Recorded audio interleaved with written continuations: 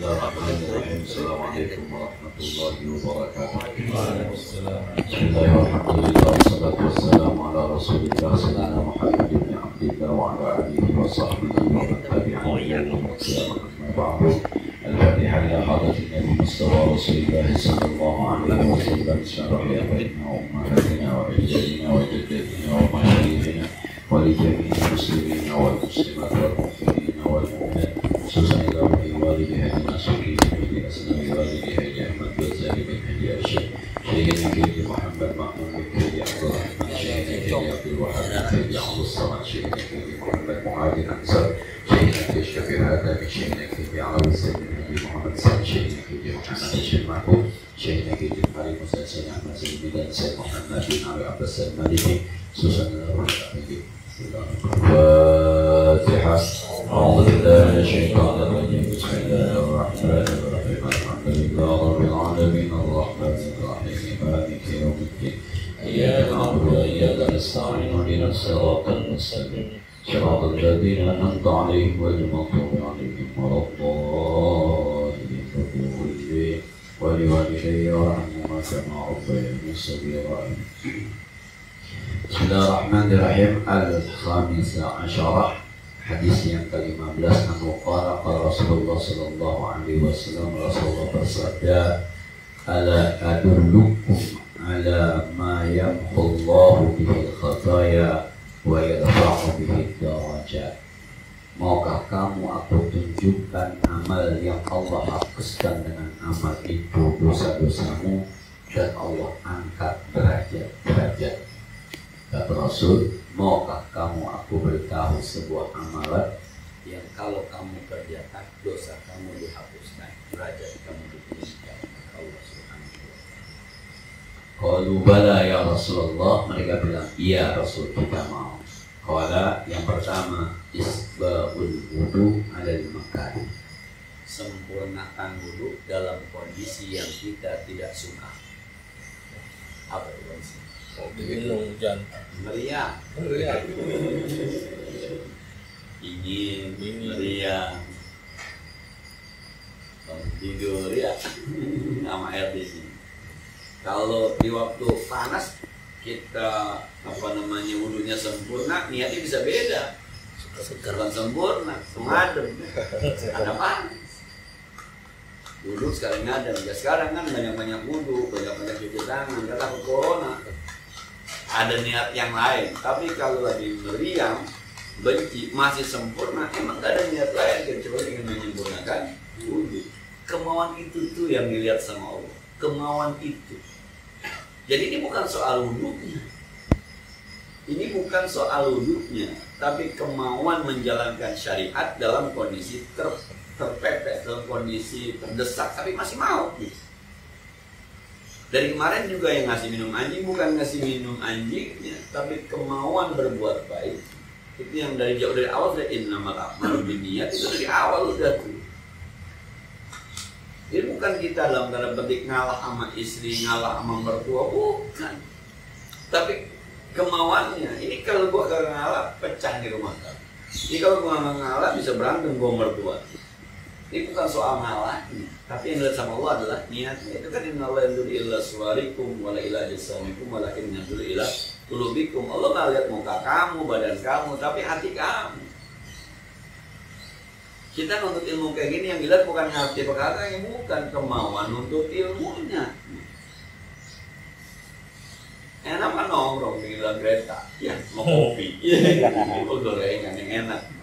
Meninggalkan itu untuk menuntut ilmu. Nah, itu niatnya apa? Itu yang dinilai oleh Allah. Ya sebenarnya kalau niatnya lempeng mah, ya kalau pakai kata musbah cepat jadi wali. Kalau niatnya lempeng mah ya gampang masuk surga. Yang penting niatnya lempeng. Semuanya itu karena Allah. Jadi sekali lagi ini bukan wudhunya, tapi kemauan menyempurnakan wudhu itu. Masih mau ke kumur, masukkan air ke hidung, padahal situasinya dingin, bahkan mungkin meriang, masih mau. Nah, andaikan, itu bahasa tuh, andaikan habis wudhu meriang makin parah, penyakitnya makin parah, orang akan bilang, ini konyol, Orang bilang konyol, tapi di sisi Allah, gue demen. Dia rela sakit-sakitan demi gue. Akhirnya gitu. Itu kalau bahasa cinta gunungku daki lautanku seberangi. Ini kalau bahasa cinta begitu. Pokoknya karena Allah, ini meriang-meriang juga. Nah Allah demen kayak gitu. Itu yang saya pernah ceritakan itu. Kalau di kitab Pihi yang ada raja gitu. Ada raja demen sama pegawai bawa gelas, semuanya pegang gelas begini itu. Banyak tuh pelayan. Ada raja suka sama pelayannya tuh. Akhirnya raja marahin pelayannya sambil senyum. Gemeter nih. Jatuh, kumprang. Pecah punya raja. Raja senyum. Padahal ini salah. Yang dia pecah gelas tuh salah. Tapi raja senyum. Di pojokan belah sono ngeliat raja senyum, dia banting aja dari gelas. Cuma mengalin raja. Tahu nggak maksudnya itu? Bisa dipaham? Ini bukan soal gelasnya pecah salah, bukan. Saking gemeternya diparanin raja, ada rasa girang, ada rasa bangga, ada rasa senang, terlepas. Raja kan merasa, elah, grogi nih ya, gitu kan. Raja senyum. Yang ono ngelihatnya cuma gelasnya doang pecah, dia pecahin aja, dibunuh raja. Gelasku walaupun banting aja kagak sobat. Itu bedanya. Jadi ada orang meriang dalam tanda petik Allah suka, ada orang meriang yang Allah nggak suka. Itu innamal a'malu. Nah, jadi pokoknya kalau niatnya baik, jalanin aja. Allah yang tahu. Yang penting orang mah tahu capek. Kalau harus orang tahu capek, yang penting urusan kita sama Allah. Urusan kita sama Allah. Terus sekolah dekat, pakai sekolah yang jauh dulu. Nyeksa aja, mana tidak urusan gue mana gue sama Tuhan. Gue tinggal lihat aja sama gitu. Gelas dijatuhin, lu kan tahu Allah senyum sama gue. Kira-kira gitu ya, raja senyum sama gue. Yang mau ngeliat itu dia, kadang-kadang kita ngelihat kiai pakaiannya doang. Akhirnya nyontek kiai pakaian kiai. Padahal kenapa kiai pakai semacam itu? Jadi lagi-lagi nih kata Gus Bah, saya kok melihat Mbak Maimun itu kalau seminggu Jumat belakangan datangnya, masih janggal. Mbak Maimun itu datangnya belakangan. Adanya di belakang, kagak di depan. Waktu saya belum jadi kiai, saya janggal tuh, masa kiai datangnya belakang. Nah, ketika saya jadi kiai, saya baru sadar. Kenapa? Ternyata ada khotib Jumat yang ketika dia khutbah, di bawahnya ada Mbak Maimun, turunnya sakit meriang, saking ketakutannya. Sebab Mbak Maimun tahu persis begonya saya, gitu kira-kira dulu. Begonya saya, badunya saya, sampai saya jadi ustadz. Haruskah saya nasihatin Mbak Maimun? Akhirnya tuh dari mulai khutbah keringetan tuh. Habis khutbah sakit 3 hari. Nah, dan ada orang datang ke rumah saya, kata Gus Bah, Gus, kalau saya jadi khotib, Gus jangan di depan, di belakang aja gitu. Saya nggak bisa khutbah, saya deg-degan gitu. Takut salah, takut ini segala macam. Kata Gus Bah, ya wes, aku di belakang di bawah beduk, tapi jangan lama-lama khutbahnya. Ternyata memang kenapa dia datangnya belakangan? Syariatnya harus duluan syariatnya, tapi innamal a'malu binniyat. Ini kelasnya kelas Maimun supaya kita melihat oke aja tengah belakangan, ikut aja belakangan. Ya ditampar sama malaikat, lu lah bukan telu gitu. Kira-kira begitu. Nah, maka kalau melihat jangan ini dulu lah aja. Maka oke ini pun datangnya udah mau azan dulu datang. Kita bilang, ya aja datangnya lama gitu. Dia dari jam 10 di rumahnya, duha dan macam baca Quran megang tasbih. Kurang 10 menit baru masuk ke masjid. Kita pun mandi terus nggak berkelas. Datangnya dalam kita, jikitnya dalam dia. Udah lah, gitu ya. Banyak-banyak ustaz aja mau. Terus sekali lagi nih ya, bukan soal wudhunya, tapi kemauan wudhunya. Jadi banyaklah kebaikan tuh, banyak. Yang pernah sedekah salah kan? Sedekah malam jendela ternyata rumah pezina, ternyata rumah maling, ternyata rumah orang kaya. Ya Allah saya salah lagi, udah. Akhirnya kan ada manfaatnya juga. Pezina pas dapat duit di depan rumahnya berhenti berzina jadi dagang. Yang mencuri berhenti mencuri. Yang kaya merasa ditegur saja, gue nggak jahat kalian ditegur begini. Ada manfaatnya, tapi nggak ada yang sia-sia. Yang penting enggak. Nah, tapi jangan main-main ya dia, jangan main-main. Yang penting kan ya kelasnya dulu dong berkelas. Lu main subuh kesiangan, yang penting mandi hati. Lagi dan lagi.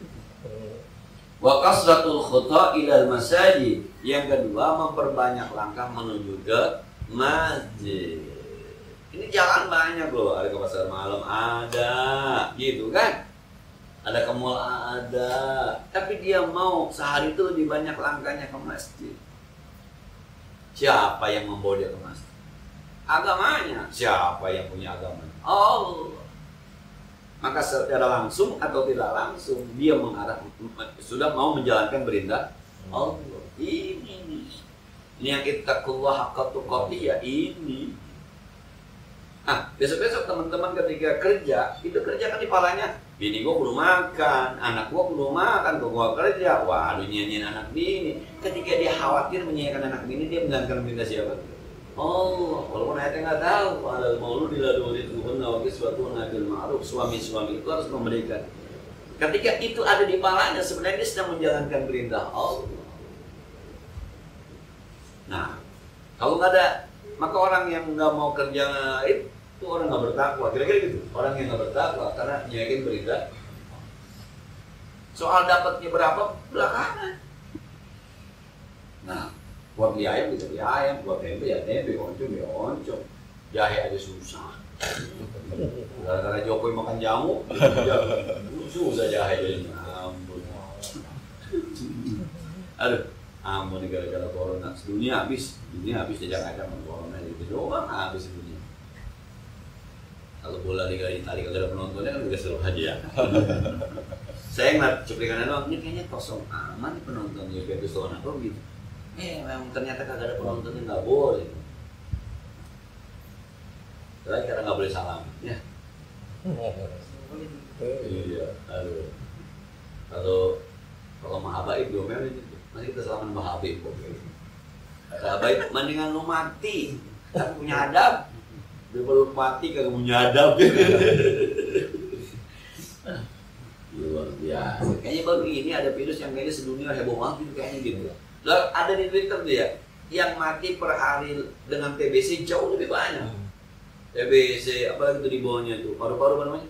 Hepatitis B ya, liver. TBC liver dia tuh urutan ke-25 corona itu, karena sehari yang meninggal cuma 100 sekian orang. Banyak lebih banyaknya. Jadi virus TBC lebih berbahaya sebenarnya. Itu kenapa jadi heboh kayak gitu? Kita kadang bingung sih, jadi begini. Nah, tadi di Twitter lagi monyet di Thailand turun ke jalan. Wah, kenapa? Turis yang nggak ada, biasanya dia dapat makan dari turis. Karena turis yang nggak ada, turun di jalan. Kata saya, kilo ini sampai sebegitunya. Nah, bahkan dia bilang kalau virus corona masuk ke binatang lebih ganas, lebih aktivitasnya lebih tinggi, hiper, agresif. Kata gue lu nakut-nakutin aja itu mending gue baca-baca gituan ya.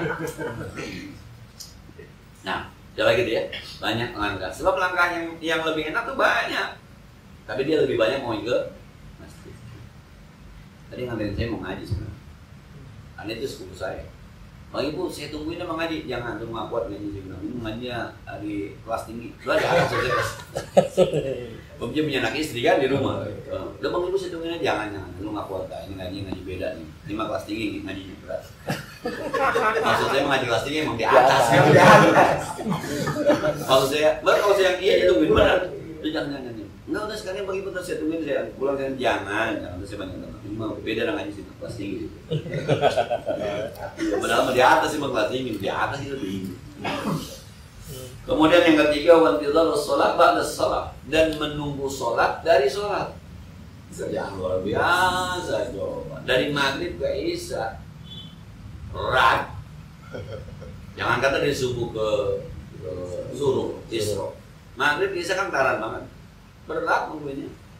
Maka kalau ada orang bisa mengalahkan TV-nya, mengalahkan HP-nya, mengalahkan gadgetnya demi menunggu sholat, luar biasa.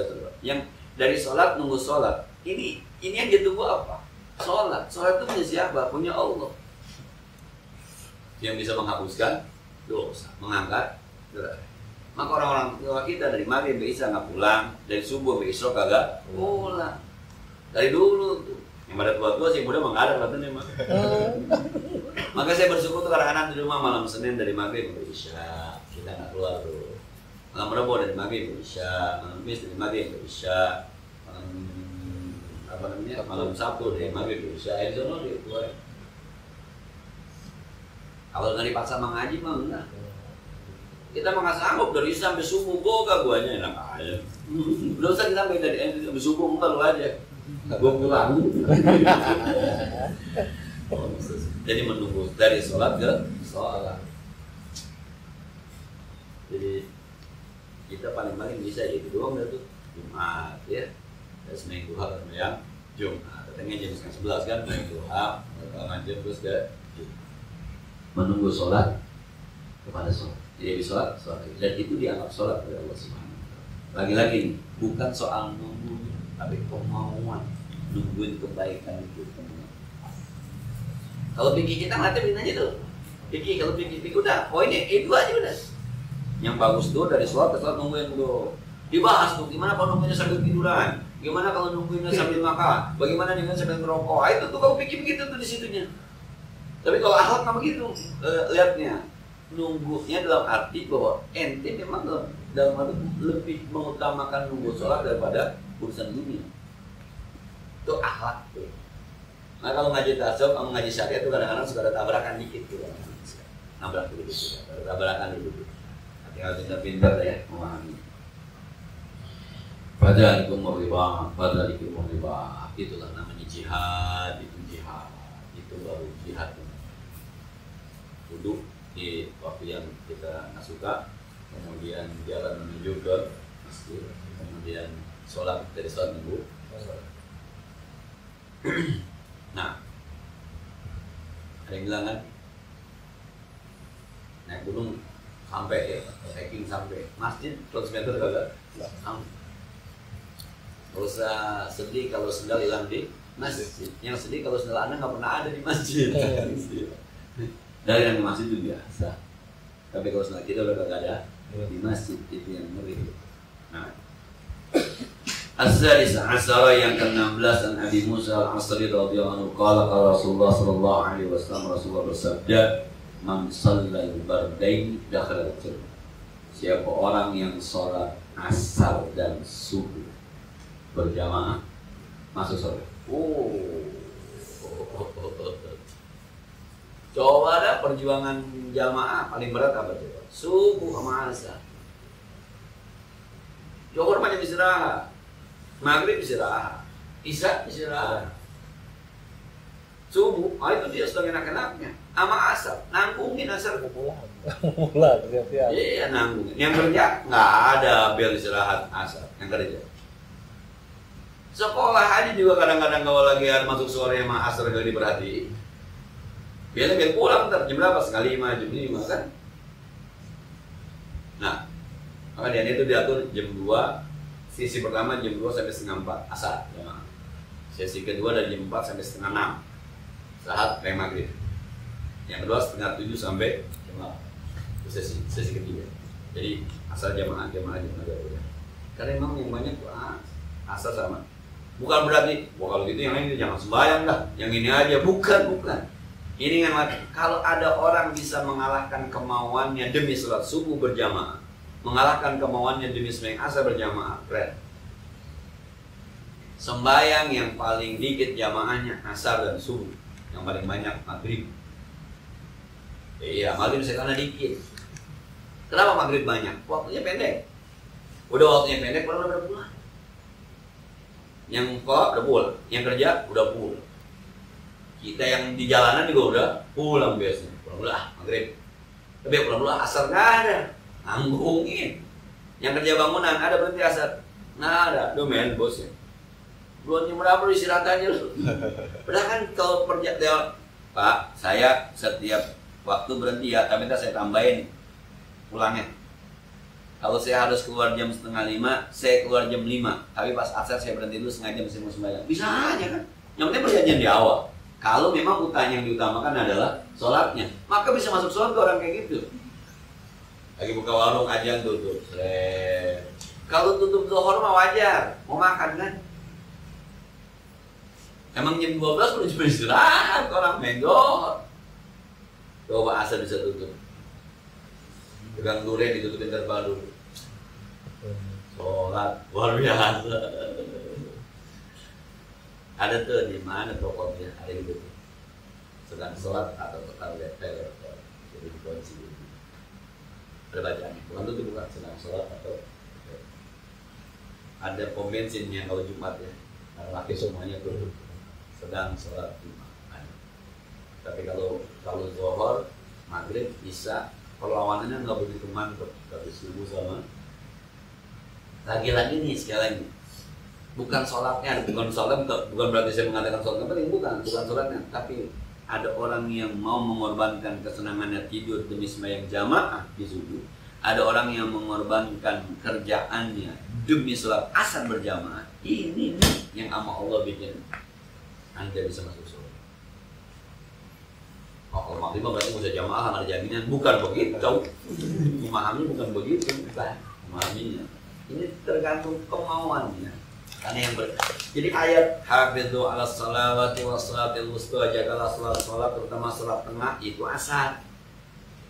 Sementara subuhnya itu aqimis sholata lidukhulis syamsi ila ghasaqil laili wa qur'anal fajri inna qur'anal fajri kana masyhuda.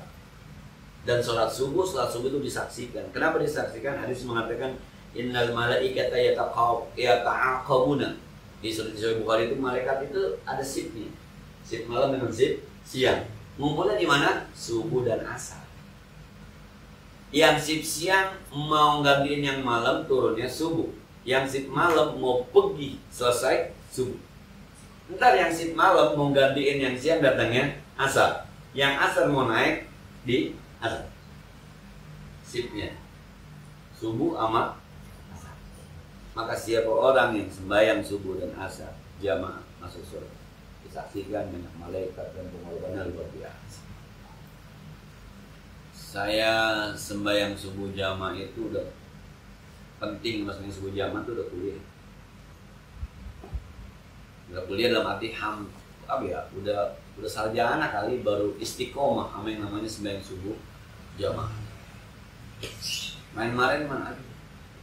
Jadi kalau anak-anak kita nih sekarang subuhnya udah jamaah mulu, udah keren, udah hebat dibanding kita. Tapi kalau dia masih sembahyang terkagak, ya kita banget itu. Artinya kita juga dulu begitu. Mungkin teman-teman makan udah dari kecil ya, nggak sembahyang.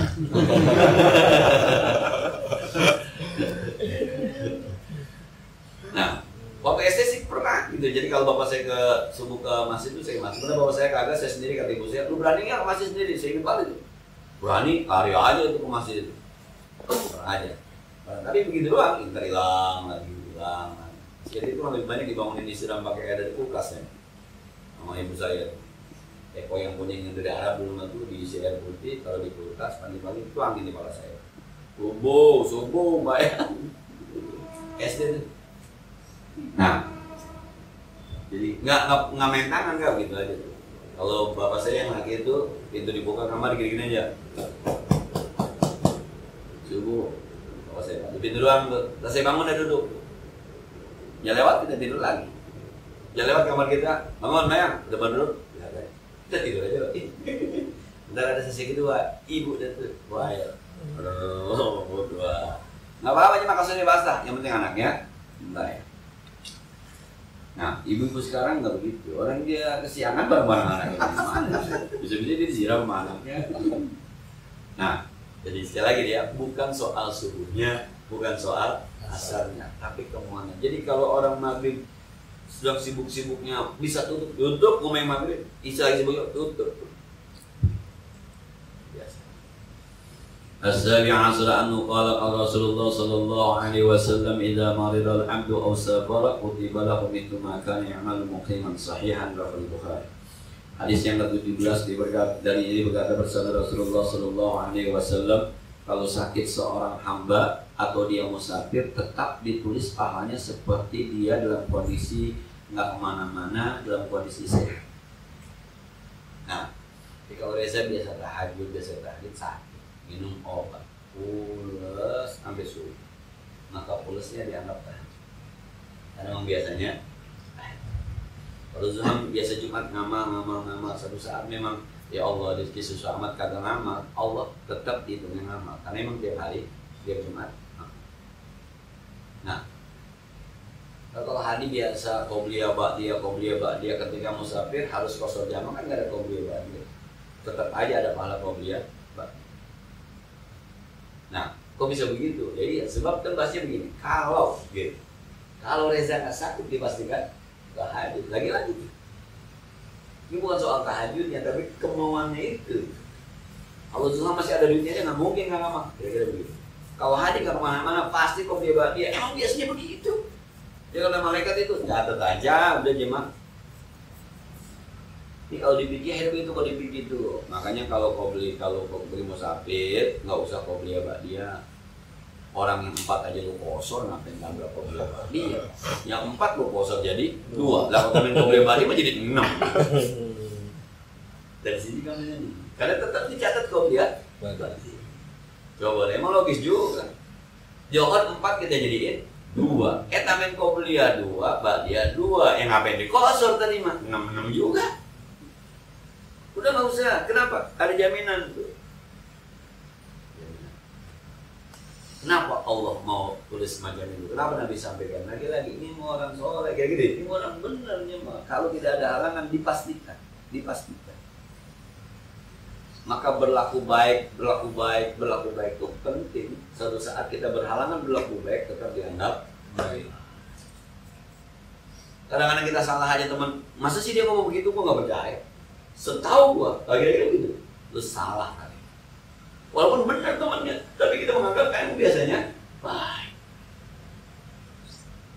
Boleh katain anjing, sama anjing penny. Kalau kita ngomong apa dia? Penny ngomong anjing. Salah kali. Tapi boleh jadi iya. Tapi kita karena sering berbuat baik, maka di kita tuh ngomong. Tonjok gua mau sekulai. Apa ini? Umur gue belum kayaknya nggak pernah nonjok orang dia. Kuat nonjok itu jadi. Kira-kira gitu. Tapi kalau orang yang udah biasa berbuat buruk, dia berbuat baik juga kita bingung. Lah tuh bil. Ketika terjadi keburukannya, gue bilang siapa sen?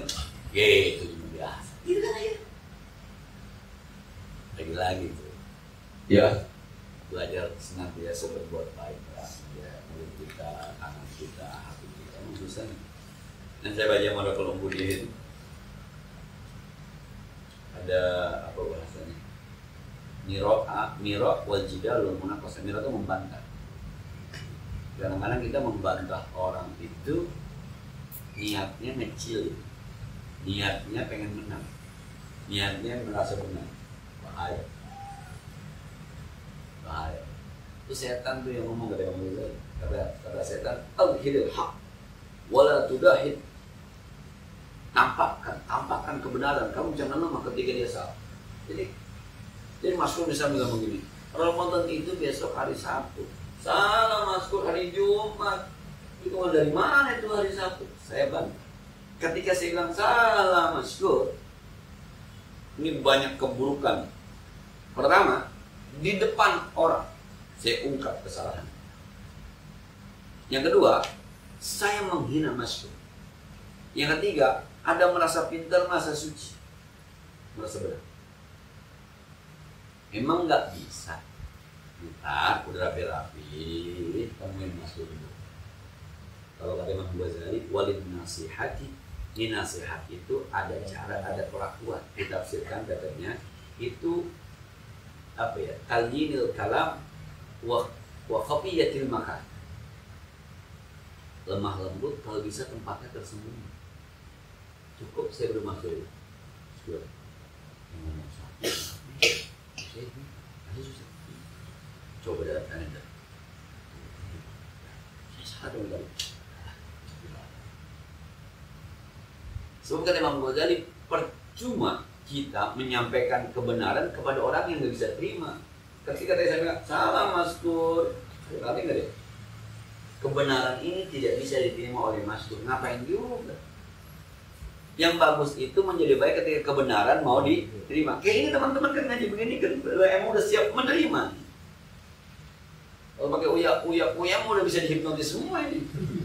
Sebab di sininya sudah ngalah sama Ustaz Pulai gitu. Udah ngalah tuh.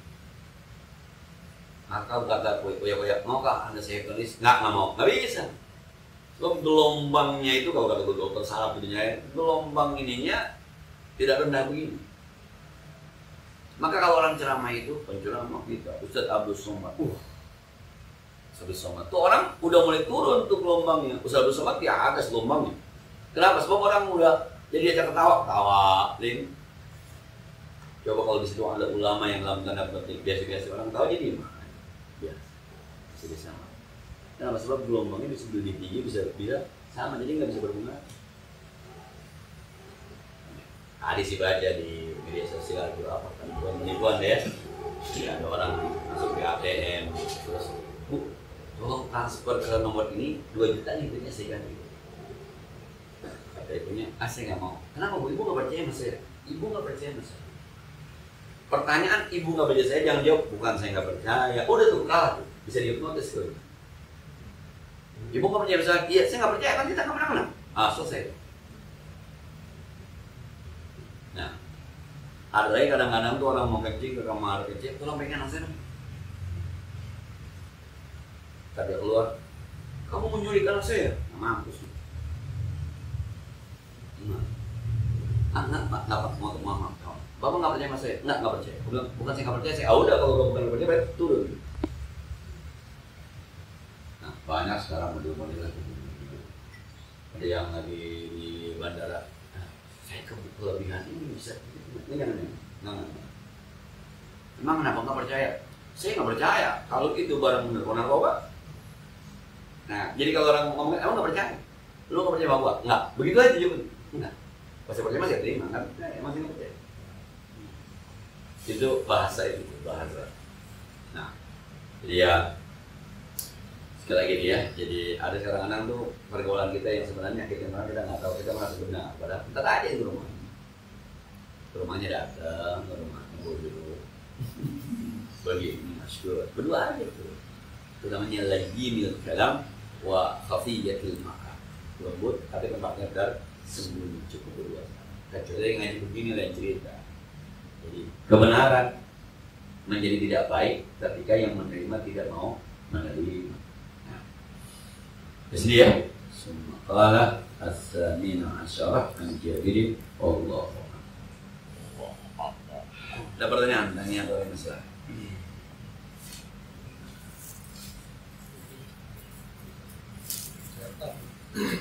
Ya. Yang pembahasan beberapa waktu yang lalu yang akhir masa yang 18 Wow, iya ada 18, ada 60, betul. Iya. Nah kemarin saya baca ada yang 50 kan? Iya. Ini sebenarnya berapa? Jadi sebenarnya 40, 50 apa 60 sih bilang. Seingat saya 60 setelah 40 tuh larinya ke 60 kan? Yang Allah tidak akan menerima alasan lagi. Betul. Kalau dia belum juga mau beribadah kan. Nah, cuman kok di situ ada pembahasannya di situ di umur 50 sebutnya. Nah, yang itu 50 apa 60 kan? Jadi bukan, jadi memang ulama berbeda pendapat tentang makna itu gitu. Jadi ada yang memaknainya 40, ada yang memaknainya 60, ada yang memaknainya bahkan 18. Ya, bisa jadi ada yang memaknainya 50. Nah, ketika ulama berbeda pendapat, maka ada sebuah kaidah sufi mengatakan al-adad la mafhuma lahu. Jumlah nggak usah dipaham. Jangan dipaham jumlahnya. Sebenarnya dia pengen ngomong, udah ya, jangan jangan ditunda-tunda lah gitu. Khawatir nanti ketika kita meninggal dunia, Allah tidak mau menerima alasan kita. Lu ngapa nggak sembahyang? Tinggal di mana lu? Di Rawaya. Tapi ada Nurul Iman, ada Nurul Ihsan. Kapan ada ustaz yang ngajarin lo? Enggak, gua khawatir begitu enggak. Khawatir. Jadi bukan soal batasan umurnya nih masalahnya nih di ayat.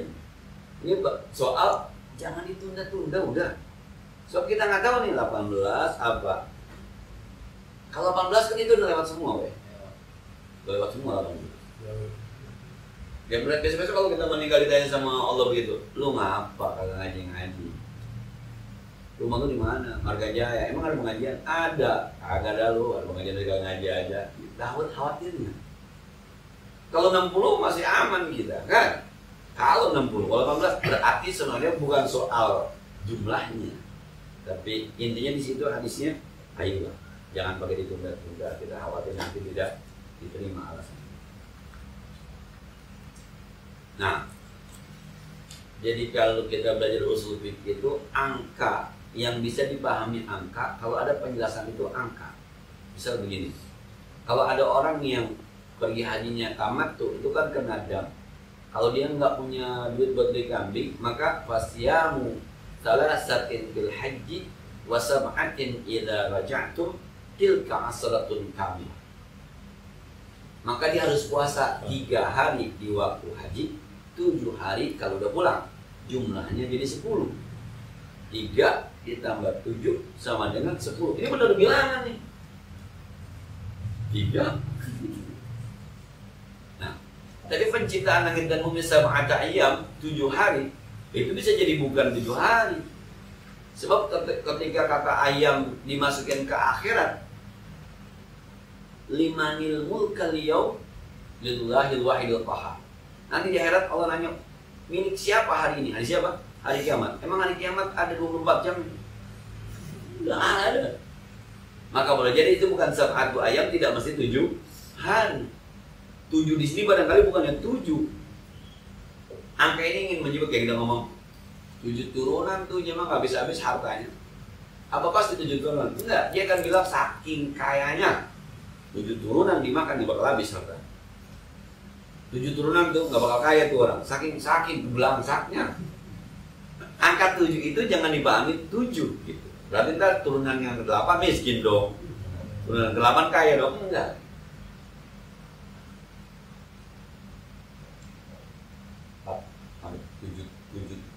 Turunan gua nggak tanya. 7 turunan gua nggak tanya. Jadi aja yang nanya kagak ambil 7 turunan hidupnya. Terus saking marahnya saking lama, kira-kira gitu.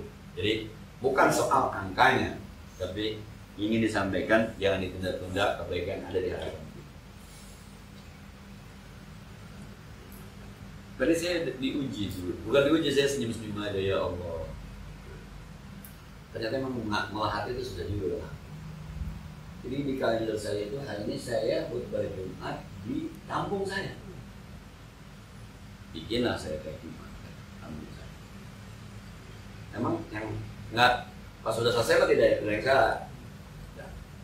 Pas saya lagi itu diumumin dah khutbah Jumat hari ini insyaallah Ustadz Ahmad Syauqi anak Isma sama dia anak bukan gua apa ya itu udah siap pakai kamus pakai undang-undang ngambek keren bener kampung dewe kampung diri orang-orang yang paham kalau saya dandan begitu udah siap khutbah duduk di depan ternyata bukan saya itu ngolah rasa langsung bisa ikhlas tuh nggak bisa tuh kok bukan gue gitu. Harusnya kan aku salah dulu harusnya toh siapapun khotib Jumatnya kita tetap medium kan ya datanglah Sofi sesatu pulang kata istri kayaknya bukan Abi yang khutbah kata istri iya lah gimana ceritanya kata istri jadi ada perubahan jadwal saya kan biasanya begini kalau saya mandi kalender baru nih maka yang udah biasa itu saya bulutin aja tuh dan Nurul Iman tahun ini ada di mana jadwalnya di sini jadwal sebelah kanan ya At-Taqwa Buaya udah jadi ntar yang masuk belakangan yang baru-baru kalau bentrok enggak ini bentrok sama Nurul Iman ini bentrok sama At-Taqwa nggak bisa kalau mau ini yang nggak bentrok tuh kalau yang baru-baru jadi jadwal belum sampai saya udah kurung Ya kan. Nah, baru jadwal sampai. Ketika jadwal sampai kan saya bilang, biasa ini. Biasa saya yang pertama doang. Jadi saya minggu kedua setiap bulan ganjil. Januari, Februari, Maret, April, Mei, Juni. Ternyata jadwal saya dibagi dua sama Ustaz Sofi. Hasil jadwalnya, ya kagak salah, pengurus masjid juga ngasih jadwal, kita aja kecepatan ngomongin. Karena ini udah berlaku sekian tahun gitu. Maka Ustaz Amin kemarin ketika ngasih Ustaz minta maaf nih terlambat ngasih jadwalnya, mudah-mudahan kagak bentrok, ya kagak yang mesti ditandain. Jadi setiap ada kalender baru tuh di bulan Oktober tuh ada kalender baru tuh udah ambil. Biasanya kalender kayak muajirin pertama tuh. Udah sih mina-mina dulu tuh yang udah jadwal tetap supaya kalau ada masjid baru tinggal ikut, jangan sampai bentrok. Tapi malah hati tuh untuk mengatakan bahwa jadi udah di rumah maka ketika saya sadar bahwa saya selalu iya gue yang salah baru bisa rasa. Tapi ketika kejadian itu nggak bisa juga ini mas berarti ada kebukaan gue.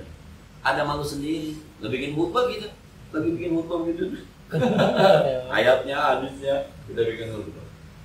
Jadi ada istri yang ledek, udah serius banget Ustaz khutbah kagak jadi.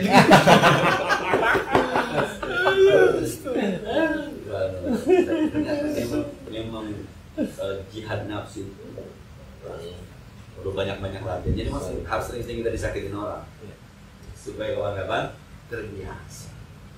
Ternyata susah. Ya lagi.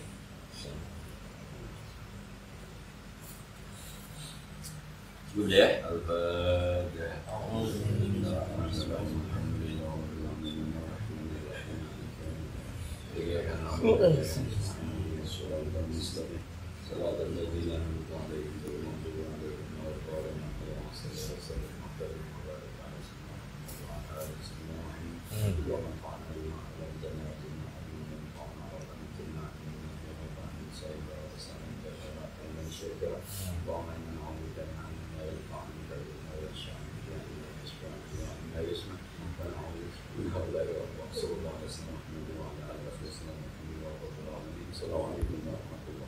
Waalaikumsalam.